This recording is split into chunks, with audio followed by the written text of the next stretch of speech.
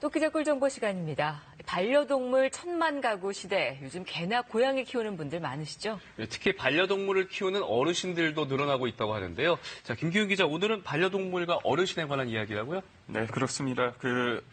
보시기에 삶에 있어서 우선순위 어르신들한테 물어봤는데요. 어떨 것 같으세요? 무엇보다 본인이겠고 가족 아니겠습니까? 그렇죠. 자녀들이 우선순위겠죠, 어르신들은. 네. 맞습니다. 본인이 가장 중요하다고 생각하는 분들이 가장 많았고요. 2위가 배우자, 3위가 자녀고 4위가 부모, 형제, 그리고 5위가 반려동물이었습니다.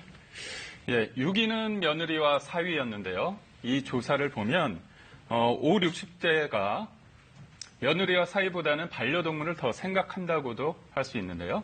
이렇게 애지중지하는 반려동물이 죽어서 이별하게 된다면 어떨까요?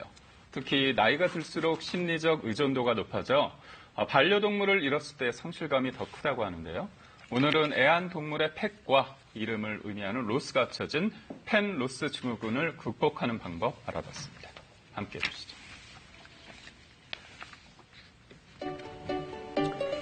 주말 공원에서는 강아지와 산책하는 사람들을 쉽게 만날 수 있습니다. 그만큼 반려동물을 키우는 사람이 늘었다는 건데요. 60대 허경 씨 부부도 4년 전부터 강아지를 키우기 시작했습니다. 우리 집 최고의 귀염둥이 아라예요. 부부는 일 때문에 바쁜 딸 대신 강아지와 함께 시간을 보내면서 행복한 노후를 보내고 있는데요. 이제는 딸보다 강아지를 더 아낄 정도라고 하는데, 한 설문조사 결과 중노년층은 며느리와 사위보다 반려동물이 더 소중하다고 답했습니다. 실제 반려동물을 키우는 노인 가구 수는 30% 정도로 반려동물을 통해 부모 품을 떠난 자녀의 빈자리를 채우거나 주변의 안타까운 죽음에서 오는 슬픔을 달랜다고 합니다. 문제는 반려동물이 먼저 죽고 난 뒤 몰려오는 상실감인데요. 있다고 생각이 됩니다. 매일 반기고 꼬리를 흔들고 없어진다는 건 생각하면 많이 섭섭하겠죠. 살아있을 때 잘해주지 못한 거에 대한 후회 이런 것 때문에 슬프잖아요. 그런 감정이 안 들게 하기 위해서 이별의 순간을 기쁘게 맞이하려고 애를 쓰고 있어요. 애정으로 키운 반려동물이 죽었을 때 느끼는 감정은 허전함 이상으로 크게 다가온다고 합니다. 평균 10개월 정도 슬픔을 경험하며 심하면 펜로스 증후군으로 힘들어하기도 하는데요. 펜로스 증후군이란 가족처럼 사랑했던 반려동물이 죽은 뒤에 경험하는 죽음의 원인에 대한 분노, 죄책감, 슬픔, 우울증, 불면증 등이 주된 증상으로 나타나는 것을 말합니다. 어르신들은 반려동물에 대한 심리적 의존도가 높아서 반려동물을 보내고 받는 충격은 더 크리라고 생각됩니다. 상대적으로 타인과의 교류가 적은 어르신들에게 반려동물은 유일한 동료였을 가능성이 큽니다. 때문에 반려동물의 부재에 일부 어르신은 아이를 잃은 것과 같은 큰 슬픔을 느끼기도 하는데요. 이런 마음에 장례를 잘 치러주고 오랜 시간 함께한 추억을 떠올리기 위해 추모 공간을 마련하는 사람들도 늘고 있습니다. 10년 넘게 키우던 강아지를 심장마비로 먼저 떠나보낸 강복순 씨는 시간이 날 때마다 이곳을 찾는데요. 잘 있었어?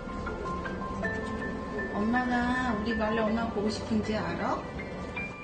처음 강아지가 죽었을 때 일상생활이 어려울 만큼 힘들었지만 이곳을 찾으면서 행복했던 기억을 떠올리며 조금씩 힘을 얻었다고 합니다. 기대를 가지고 여기 찾아오는 거예요. 우리 말레가 나 보고 있겠지 하는 마음으로 같이 동락하면서 되게 행복했던 시간들이 많았던 것 같아요.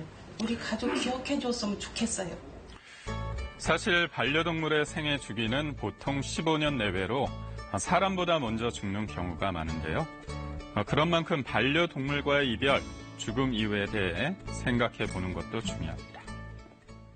장례를 진행함으로 있어서 우리 아이와 함께 했던 시간들을 기억하는 공간입니다.